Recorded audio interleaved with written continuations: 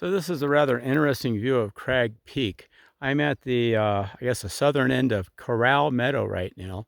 And basically, if you look at Crag Peak, there's a number of humps. And so you can see there's one big hump, two big hump, three big hump, and then kind of in between the first and second hump, there's a little hump.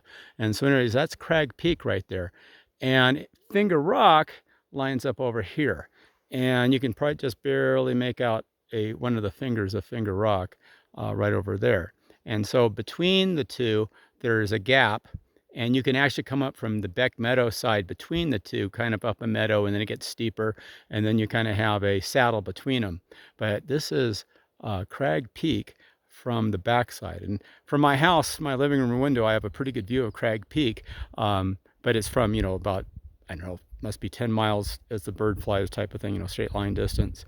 But this side, you don't get to see very often unless you want to do a little bit of hiking.